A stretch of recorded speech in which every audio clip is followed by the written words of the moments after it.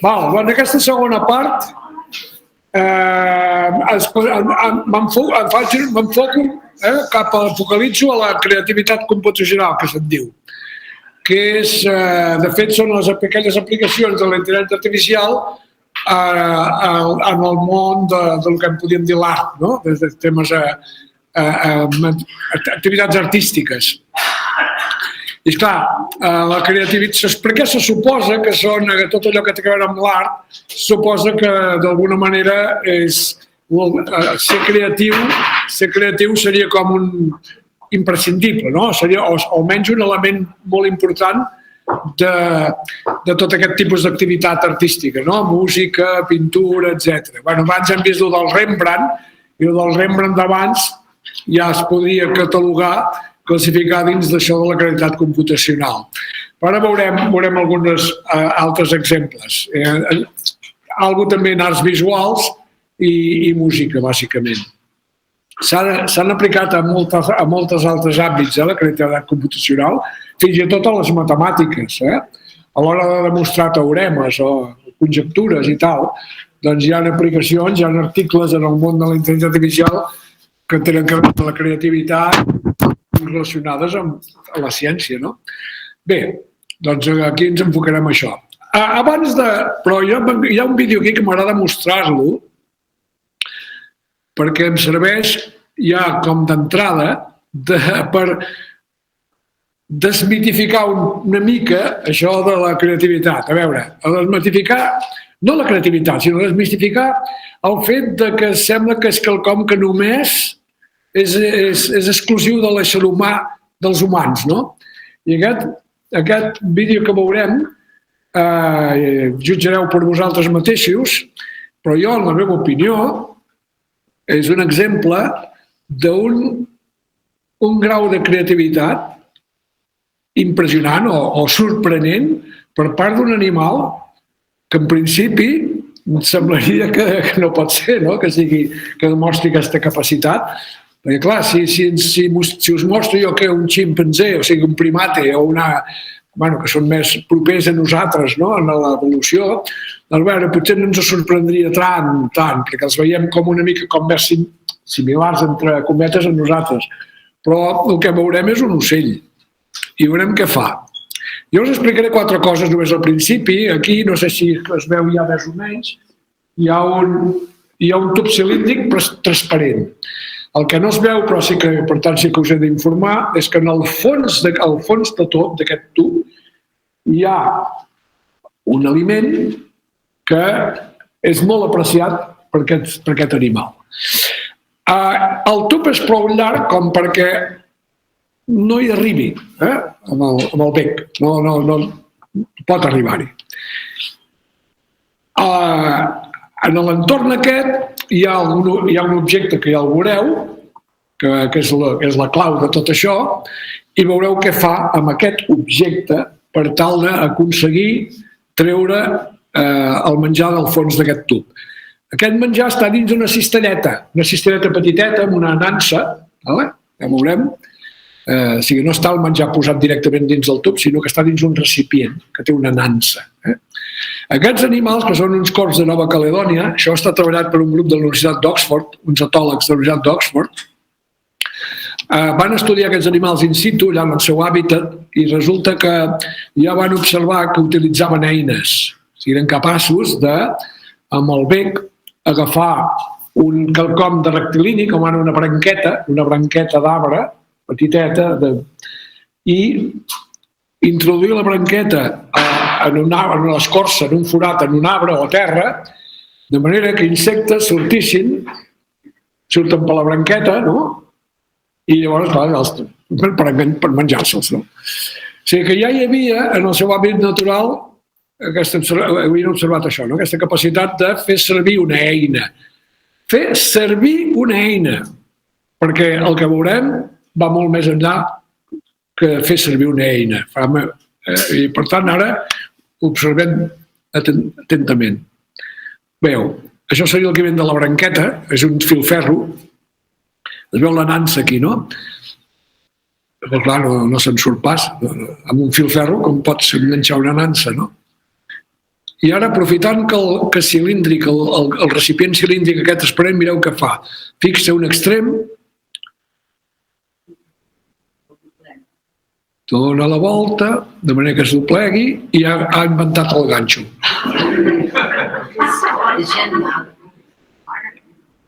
Això és molt impressionant.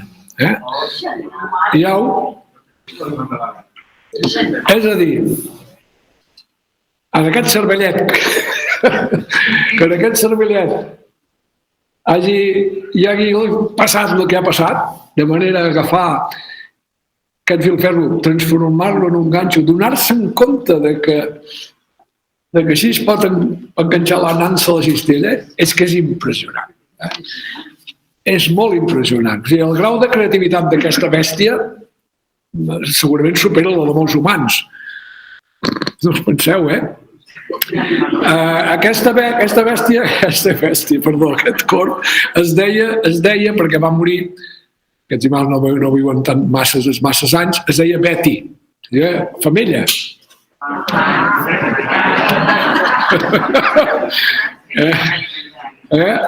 Algú referint-se a aquest vídeo deia, ostres, això és l'Einstein dels cops, i no, és la Marie Curie dels cops, perquè així de cas. Sí que veiem que ostres, un animal com aquest és capaç. És que la creativitat és, en diu en anglès, a matter of degree, és qüestió de graus. I tots som creatius, els éssers humans, tots, sense cap excepció. O sigui, tots som creatius, per començar, no? I molts animals també. Ara, hi ha graus de creativitat. Perdó. No, aquest animal l'únic que havien fet és que en el seu hàbitat natural havien vist que ja feia servir eines, i per fer-li aquest experiment, ell no havia vist mai, no havia vist cap humà fabricant el ganxo i traient. Això no ho va fer ni cap altre animal ni ningú. Mai havia observat que amb un filferro es podia doblegar i fer un ganxo. L'article, més d'un article publicat al voltant d'això, ho descriuen molt clarament, no? I jo crec en l'honestedat dels investigadors, òbviament, i ells van ser els primers sorpresos. Ells van dir, a veure què pot fer, Van anticipar que intentaria, que amb el bec agafaria el filferro, això, que al principi ho van anticipar perfectament, sabien que faria això, però van dir, a veure què passarà quan vegi que no pot. I no sabien què passaria. Vale.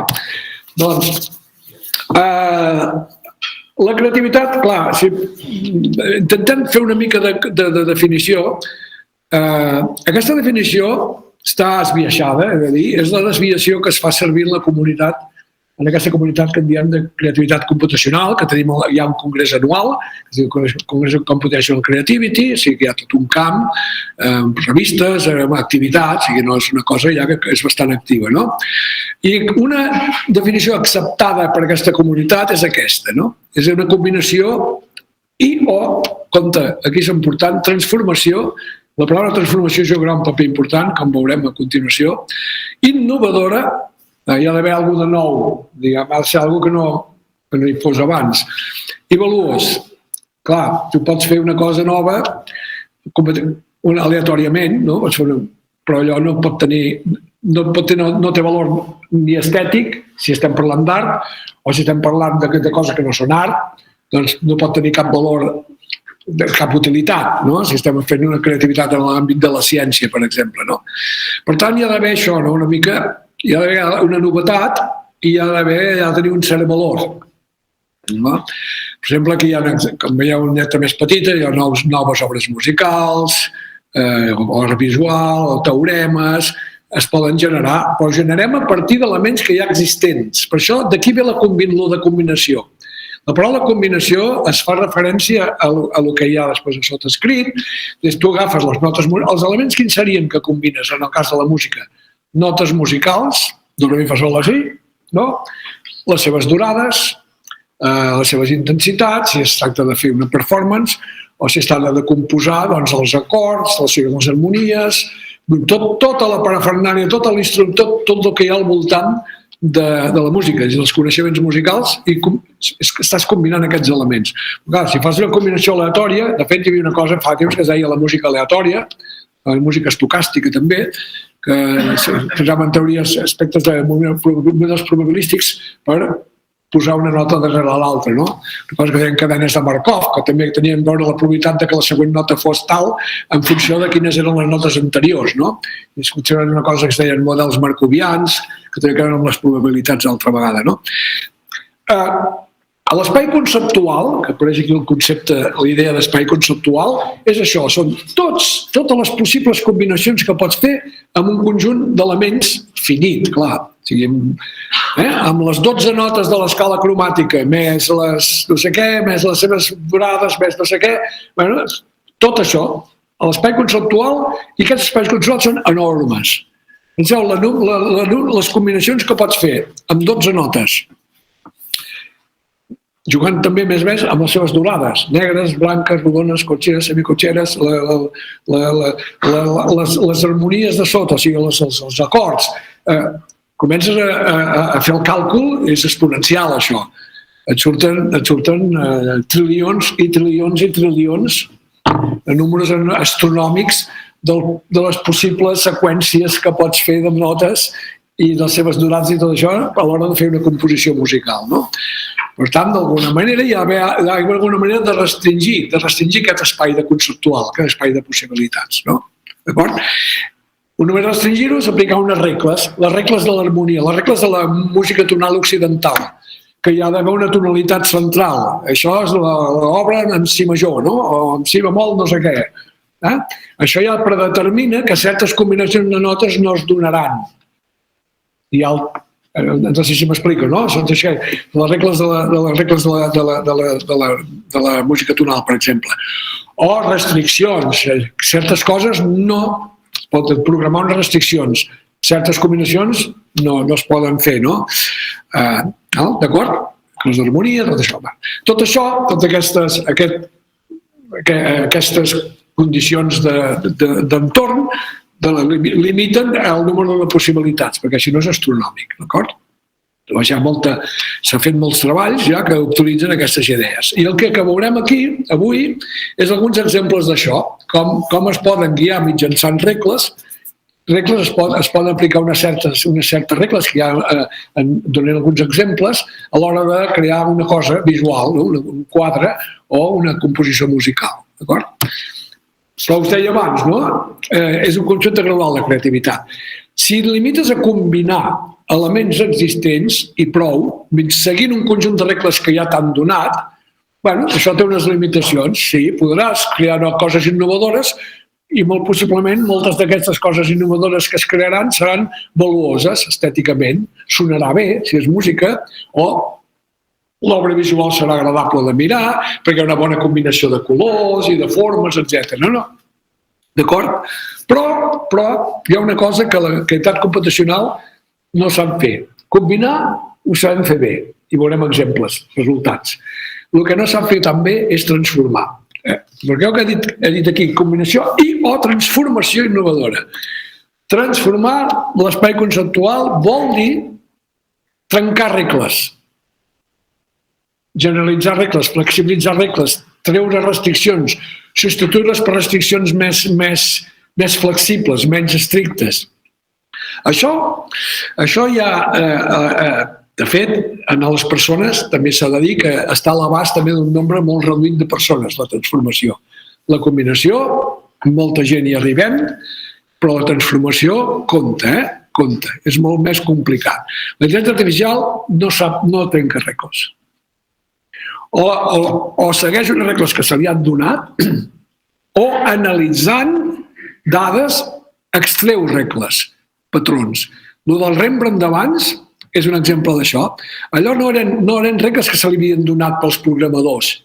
De dir, la distància entre els ulls d'en Rembrandt és sempre així, les el·lipsis dels ulls no sé què, el mirar cap a la dreta, vestit negre, barret. O sigui, no és que algú escrigués una sèrie de regles i llavors el sistema les apliqués i generés aquell Rembrandt, sinó que les va trobar va extraure el model, no? D'acord?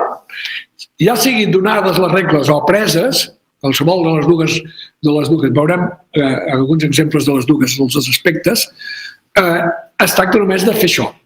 Però una altra cosa és inventar-se regles noves, substituir regles i trencar regles. Aquesta és la creativitat que es faria transformant i no combinant. I aquesta, repeteixo, en intel·ligència artificial no s'ha fet res, no sabem com fer-ho, d'acord?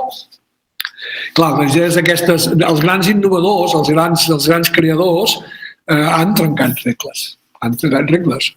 Els cubistes què van fer? Van trencar la regla d'un únic punt de fuga. En una obra cubista hi ha molts punts de fuga, per exemple, no? O la música dodecafònica o atonal, de Schoenberg i companyia, el que van fer és trencar la regla que en música hi havia d'haver una tonalitat central. I s'introdueixen per altres regles, generalitzen regles. I això dona lloc a un estil nou musical, o un estil pictòric nou. No què sé, Miles Davis, el gran trompetista de jazz, en lloc de fer improvisacions en base a l'harmonia, va fer improvisació modal, en base a escales musicals, i va ser també molt innovador. O sigui, els grans creadors transformen l'espai conceptual, no només combinen el que ja és conegut. I aquesta és una diferència important, penso jo, no? I el que sí sabem, doncs, en intel·ligència artificial és programar sistemes capaços de generar, generatius, que se'n diu, no? Mitjançant raonament per similitud, que veurem, o basat en regles, o restriccions, programació evolutiva, algoritmes genètics, etc. O detecció de patrons amb aprenentatge, també, no? I això permet generar combinacions noves. I algunes d'elles doncs, poden ser molt valuoses i, per tant, el resultat pot ser molt maco i molt interessant musicalment o visualment, etc. Hi ha un cert grau de creativitat. Llavors, comencem amb alguns exemples. Aquest primer exemple que veurem, el que fa el sistema és, se li donen unes regles, algú les ha introduït manualment, no les aprèn, i veurem que crea unes obres pictòriques, no? En tot el que veurem hi ha sempre al darrere un element d'atzar. Una mica per evitar el determinisme que sempre surti el mateix. Si sempre apliquen les mateixes regles i no hi pots gens d'atzar, sempre sortiria gairebé com dic, la mateixa composició musical o el mateix quadre. Sempre hi ha, en aquests algoritmes, s'hi posa un element d'atzar en quant a escollir colors, o escollir formes o orientacions de les persones, perquè veurem aquí, el primer treball aquest, passat a aplicar, és l'Aaron. L'Aaron és el sistema i Harold Cohen, que encara hi està treballant des de fa anys, com veieu, és un artista visual i, a més, l'home aquest sap programar i va fer aquest sistema. Els seus personatges sempre són persones, el que es veuen persones en primer pla i al darrere es veu normalment vegetació. I llavors, quines són alguns exemples de regles? Un exemple de regles és que quan apareixen arbres al cel, les fulles estan a dalt, el tronc està baix. El cel està a dalt, el terra està baix. Coses tan senzilles com això, no? O que les cares, els ulls estan més o menys a la mateixa alçada i el nas està sota dels ulls i la boca sota del nas. I a sobre de tot hi ha la part de dalt del cap i el cabell. I que les persones tenen dos braços i dues cames. Encara que pugui pintar casos on només un dels braços és visible, això no vol dir que el sistema aquí hagi trencat la regla dels dos braços. La regla que les persones tenen dos braços sempre el respecta. D'acord? Llavors, té alguns elements molt fonamentals del que en diuen física naïva, és a dir, naïf, saben? O física molt física en el sentit de la física, de la ciència. Per exemple, dibuixen persones, com veieu aquí, senceres, i sempre estan en posicions estables. No dibuixarà mai una persona inclinada a 60 graus, perquè no cauries, no? O sigui, té en compte el concepte del centre de gravetat i que cau dins de la base de sustentació, elements de la física fàcil, no? I fa coses com aquestes. Bueno, tenen el seu interès, estèticament no són lletges, ni molt menys, I l'aleatoritat aquí està, doncs, bueno, en això, la posició de la persona, els colors, etc, un al darrere l'altre, color del cabell, en fi, la forma dels arbres, l'element atzerós està, aleatori està aquí, d'acord? Llavors surten coses com aquestes. Llavors, podem dir, el senyor Harold Cohen se li va preguntar si Aaron era creatiu, i va dir, bueno, diu, no es va mullar molt, però crec que la seva resposta dona a entendre que sí, perquè diu, si el que Aaron fa no és art, o sigui, creatiu o sigui artístic, o valors artísticament més aviat. Diu, si el que fa no és art, què és, doncs? Diu, en què es diferencia del que considerem art quan ho fa una persona? Ell fa aquesta pregunta, no? Respon la resposta amb una pregunta, no? En què es diferencia de la cosa real, no? De si realment és una persona que ha fet el quadre, no? Bueno, és per reflexionar, no? La veritat és que es podríem dir que això és art. Almenys jo no hi veig massa problema per qualificar-ho com a art. Aquest és molt similar, en el sentit que també són persones i també segueix regles de física de que no poden estan inclinades de certa manera o no poden girar el cap de 180 graus i coses d'aquestes, no? Però, a diferència de lo d'abans, del d'Aaron, que està programat, les regles són donades manualment, aquí aquest sistema les va aprendre. Va aprendre una gramàtica del visual, que se'n diu, una gramàtica d'unes regles. Quan dius una gramàtica, les regles, el que venen de les regles gramaticals de com seria, de quines regles segueix el cos humà. I és un petit vídeo altra vegada. La música és realment, no és important aquí, i a més es pot veure com en temps real va generant l'obra. Clar, això sobre una pantalla d'ordinador. Abans no ho he dit, Aaron també una espècie d'impressora o de plotter que dibuixa sobre una tela. Aaron, el d'abans, no era sobre pantalla, no era una imatge. Fa coses interessants. Aquí un estil nou de crear una cara, combinant aquests colors, aquests elements visuals.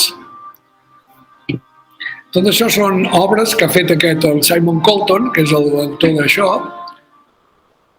Veieu? Aquesta mà, quan està vista des del punt de vista, sembla que sigui pla, no? Això se'n diu de painting full, podeu mirar-ho per internet, hi ha molta cosa, molta informació, i fins i tot ven les seves obres, en Simon. Molt bé. Una altra cosa interessant, entrem en el terreny de la música. Això és un senyor que es diu David Koch, que a part de ser un compositor de música molt conegut, de la Universitat de Califòrnia Davis, va fer un sistema que es deia EMI, Experiments in Music Intelligence, vol dir la L, M i la I, i ALICE, que no recordo les sigles que volien dir. I ell va generar també eren unes regles donades per ell, introduïdes per ell, captant una mica l'estil de Bach. El que és aquest sistema va generar corals que no existien, corals noves.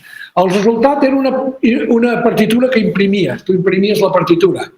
I ara el que sentirem ara és aquesta partitura nova, que no existia abans, que és a l'estil de Bach, interpretada per éssers humans. Per tant, sona molt maco i diu, no és el que sentireu no és so generat per màquines, sinó de fet són veus humanes, instruments humans, però el que sí que s'ha de dir és que la partitura que hi ha al darrere, que estan interpretant, és 100% generada per aquest sistema d'intel·ligència artificial.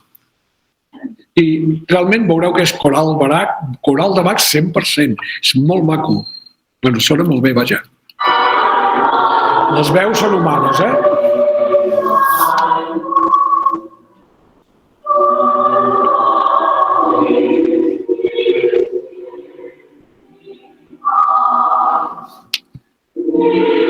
Òbviament, no és una obra de Bach perquè no ho va posar Bach, però Déu-n'hi-do. Déu-n'hi-do lo maco que és, no? O sigui que veiem que som capaços, la intel·ligència artificial, doncs,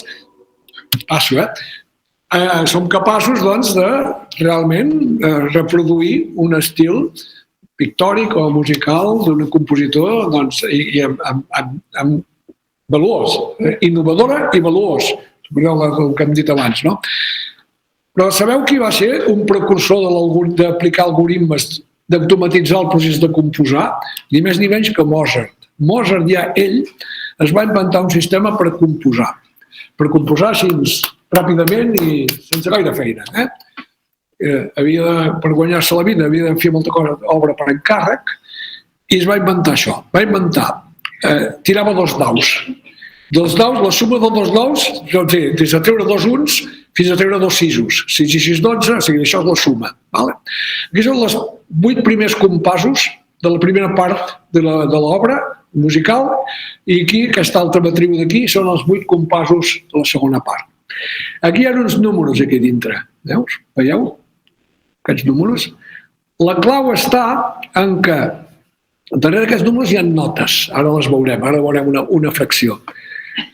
Vol dir que, no sé quin número veig, no em deixeixo bé, el 96, no?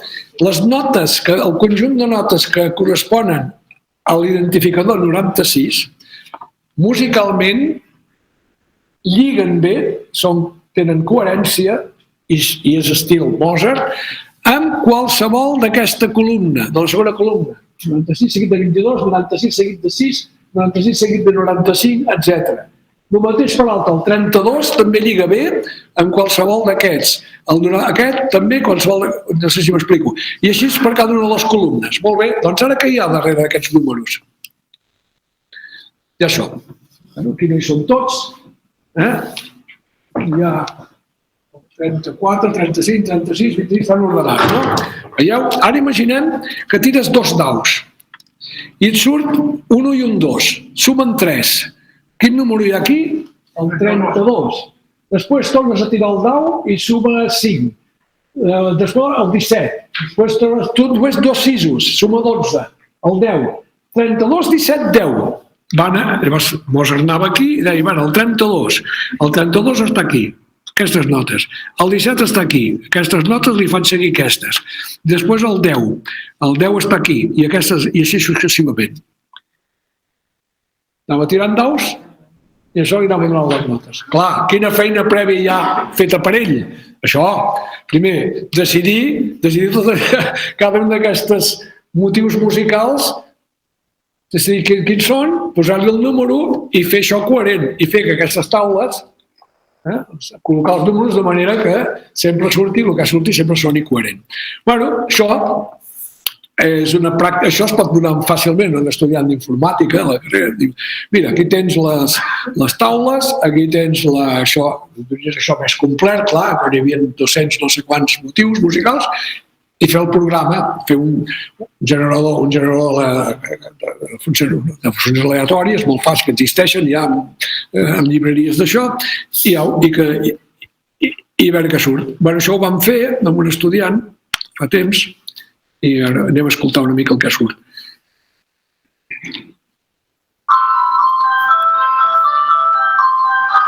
Clar, hi ha l'aspecte tempo, rítmic també que hi ha. Una cosa és... Doncs això és el resultat d'haver llançat daus. Bé, informàticament parlant, no? Que seria el mateix, gaire. Sí que, Mozart ja va ser el precursor de... És un algoritme, això, de crear un mètode, un algoritme per composar. O sigui que ja veieu que la cosa ve de lluny. Ara em ve una cosa molt més moderna. I aquí, en lloc de les regles estar donades aquí, o que les taules i tot això, en Mozart, en Mozart són restriccions. El 32 pot ser seguit de qualsevol d'aquests números, però no d'altres números. Els altres queden restringits. Aquí hi ha un sistema d'aprenentatge automàtic que el que va fer és analitzar, mitjançant una cosa que se'n diu restriccions marcovianes, va analitzar música i llavors va barrejar estils.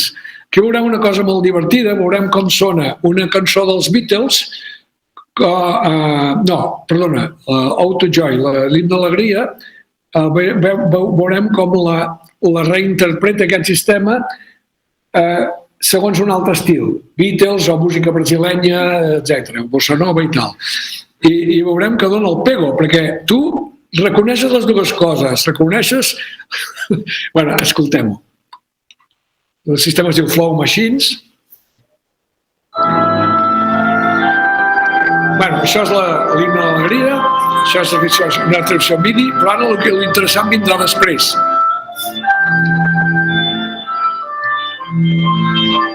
Ara la primera, no recordo quina és, és la...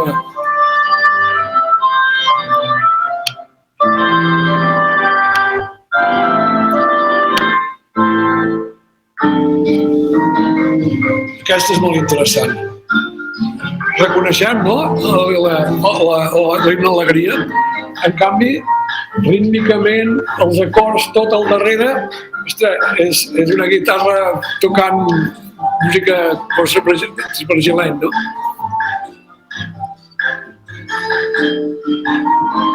Sé que en tinc algun altre que és més... No, això no. Això és sempre l'himne de l'alegria, sempre,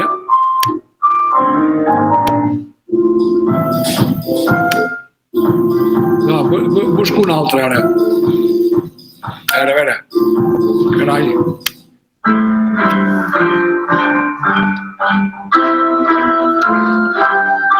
Que estem sentint Penny Lane i l'himne de l'alegria, aquí? Bueno, aquestes combinacions les ha fet el sistema d'intel·ligència artificial havent analitzat l'estil, extraient les característiques. Vale. Aquest ja l'hem vist abans, el Rembrandt, ja aquest no cal que el tornem a veure, no? Però la idea és la mateixa, no? Que tens un sistema d'intel·ligència artificial que detecta l'essència del que fa que un Rembrandt sigui un Rembrandt, que les característiques, els patrons, no? Un altre que és força conegut, aquest és conegut perquè es fa fer famós això perquè en una subhasta es va vendre per $432.500 americans, això, generat per un ordinador. Mitjançant per xarxes... Generative Adversarial Network. Són xarxes neuronals que són dues xarxes i una competeix contra l'altra. Una li presenta exemples i l'altra ha de veure si són genuïns o són trucats, no? I a partir d'aquí, doncs, l'equip de persones que hi ha al darrere es diu Oppius, els noms no recordo quins són, però van fer una sèrie d'obres al voltant de la família Bellamy. Es van inventar aquest nom, no? Com si fos una família aristocràtica o el que fos, no? I va generar el baró de Bellamy, la dona i no sé qui més, i bueno. Doncs un d'aquests, un Bellamy, d'aquesta col·lecció, es va subhastar a Christie's. Bueno, jo no hauria pagat això, però bueno, ni molt menys, però és un exemple de que hi ha gent que fins i tot ho valora econòmicament, això, no? Potser és la gràcia de dir, m'he comprat el primer quadre generat amb aquesta tècnica d'intel·ligència artificial. Molt bé, hem vist arts visuals, alguna de música veurem alguna cosa més, però hi ha un tema que encara s'escapa molt a la creativitat computacional, que encara és molt més complicat d'obtenir resultats espectaculars. Que era molt maco això que hem vist la coral de Bach, visualment era maco també el que hem vist de quadres i tal, de pintura, però i la literatura? A veure, podries tenir una màquina, un sistema d'intel·ligència artificial que fes narracions, generés històries noves, fins i tot poesia. Doncs també s'ha intentat, perquè la gent que fa intel·ligència artificial hi ha una característica, és que sembla que ens atrevim amb tot, no? Sembla que no tinguem allò gaire. No sempre ens surt bé, Doncs bé, aquí és ben interessant aquest sistema, que és la màquina What If. Què passaria si, no? I la idea era que generés inicis d'històries, no una història completa, sinó una idea clau de la història, que després, si cas un escritor, un humà, ja continuaria, no?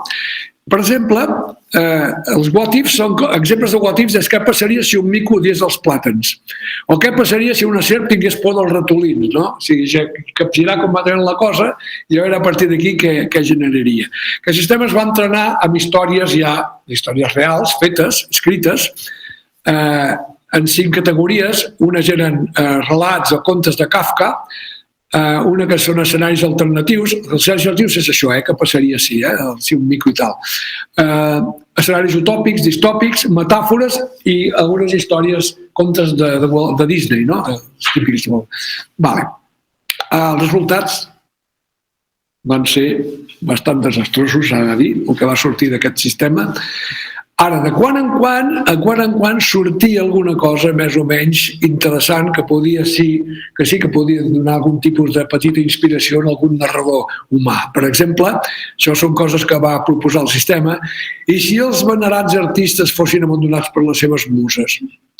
O bé, basat en l'entrenament amb lo de Disney, i si hi hagués un petit àtom que perdés la seva càrrega neutra, i a partir d'aquí, mira, doncs ara a partir d'aquí, el conte o la història que seguiria ha de dir que no l'hauria fet, no la va fer la màquina aquesta, no? D'acord.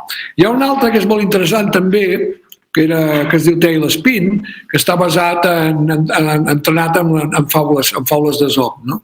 Llavors un usuari donava un objectiu a cada personatge del conte o de la fàbula, i bueno, si escollia les combinacions correctes dels personatges, dels objectius dels personatges i els plans a dur a terme els personatges, llavors podia sorgir una narració que a vegades era interessant.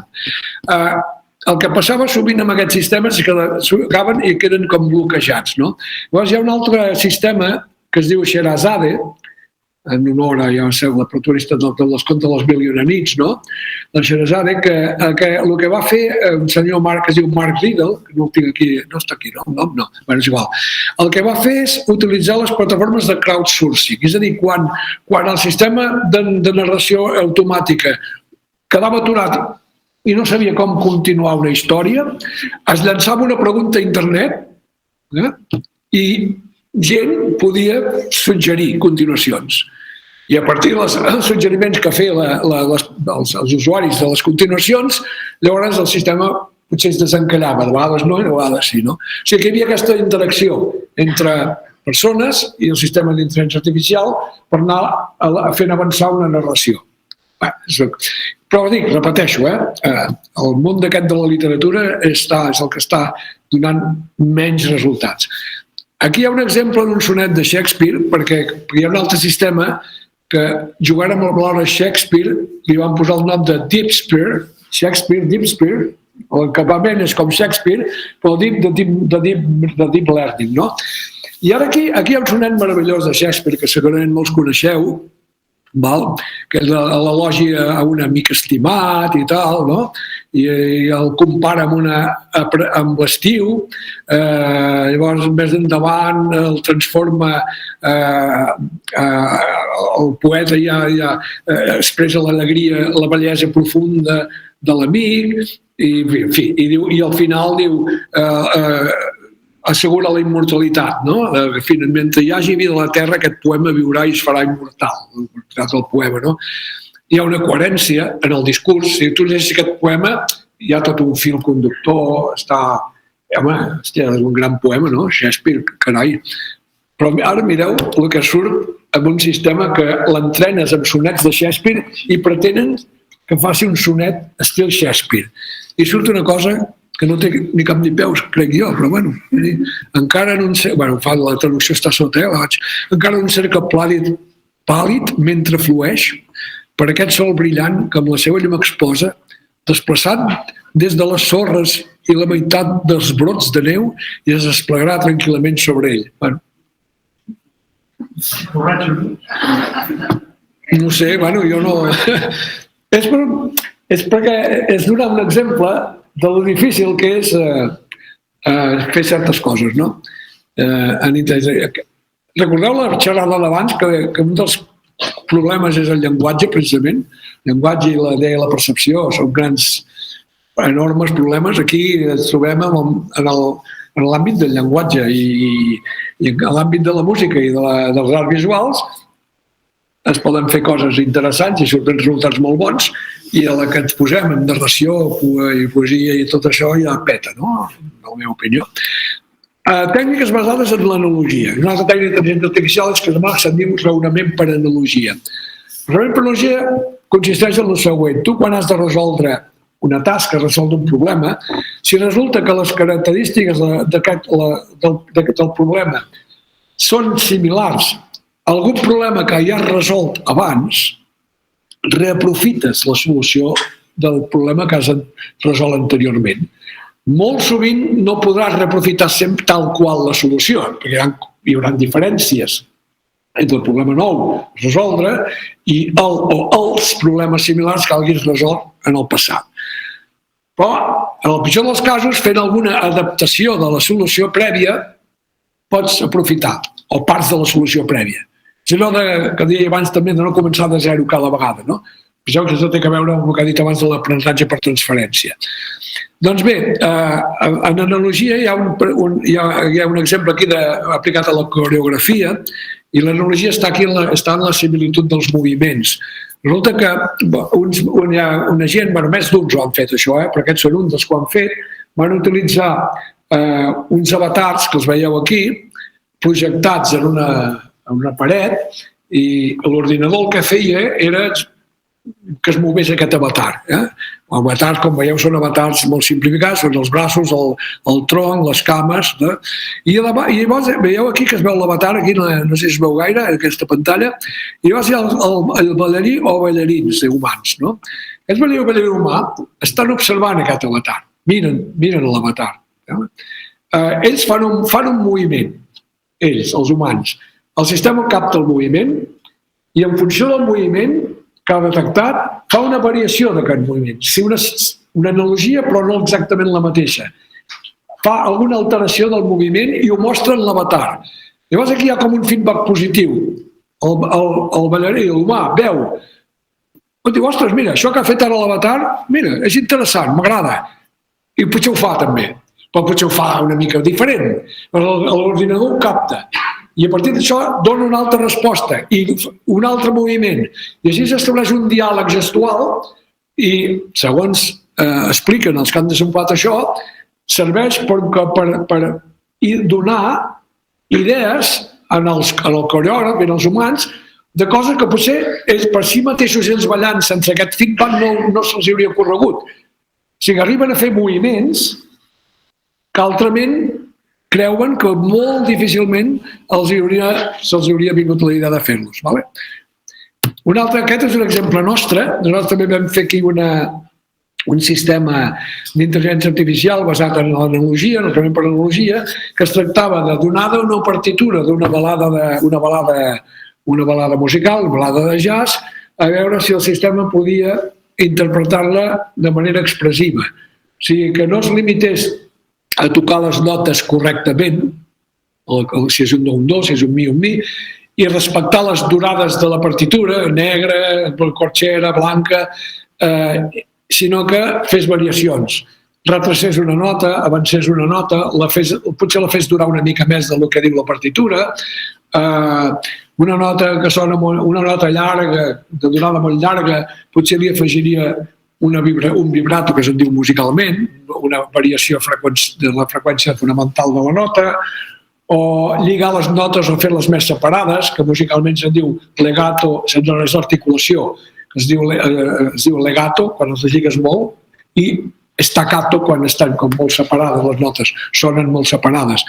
La dinàmica de les notes, fer crescendos, o fer diminuendos, anar augmentant la intensitat del so en certs passatges de la partitura, no? O sigui, una sèrie de recursos que se'n diuen recursos expressius d'interpretar una partitura, però interpretar una partitura, no seguir-la tal qual està escrita pel compositor. Llavors, perquè pogués prendre decisions sobre, en un moment donat, si fer un crescendo o no, si allargar una nota o no, si fer un vibrato o no, si tocar staccato o no, doncs li vam donar exemples del mateix estil musical, balades de jazz, lentes, molt melòdiques, i la partitura també, la partitura dels exemples i la partitura del que havia del sistema d'interpretar expressivament. Detectava analogies, passatges musicals. Mira, aquí, aquestes notes, aquí hi ha una progressió melòdica ascendent i aquí també. Mira, l'última nota és llarga. A la partitura que he interpretat també l'última nota és llarga. La segona és molt més curta que la primera. La segona és molt curta que la primera. a l'acord que hi ha sota les notes són totes de l'acord, o no, alguna nota se'n va de l'acord i per tant hi ha una tensió, crea una dissonància.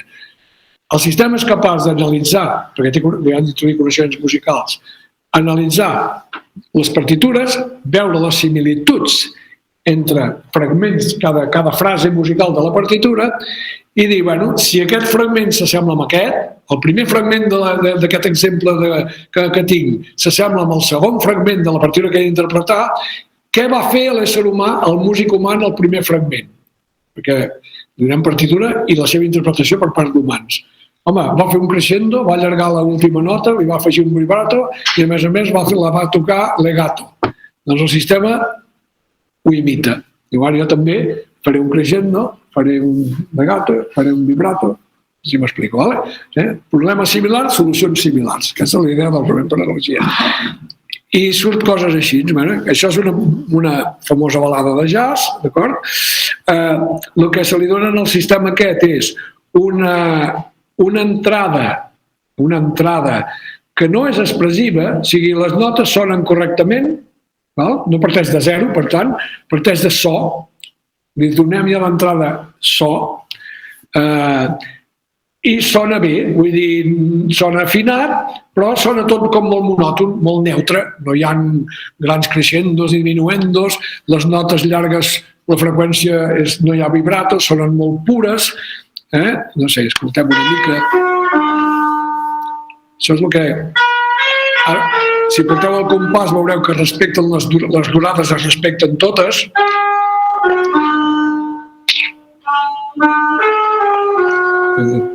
Bé, correcte. Llavors aquesta nota llarga és pura. Hi ha una mica de crescendo, però després aquesta nota tan llarga, aquest do...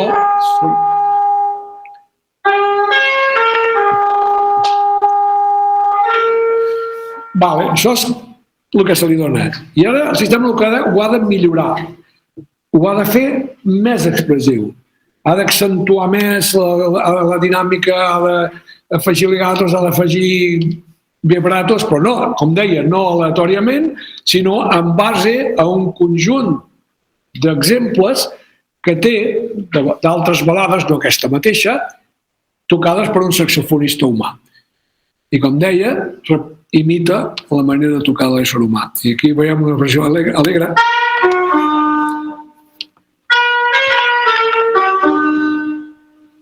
Aquí hi ha un vibrato, aquí l'ha retrasat una mica. Això ho ha fet molt staccato, ta, ta, ta, ta, ta, ta. Aquí van crescendo. Aquest vibrato, abans no hi era.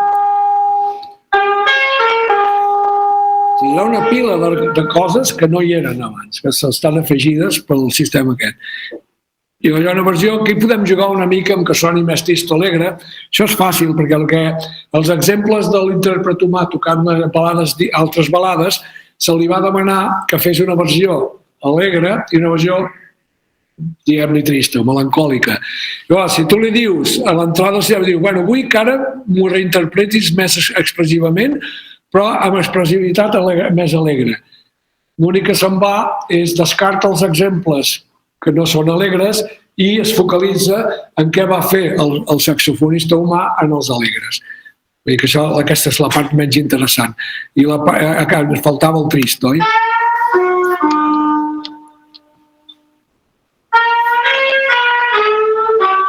És clarament, sona més trist que l'altre. El tempo també ha baixat, ara toca més lent. Però no li han dit que toqués més lent, Passa que en els exemples que estan etiquetats com a tristos, el músic humà va tocar més lent. Per tant, el sistema ho fa. Aquí el vibrato és molt accentuat.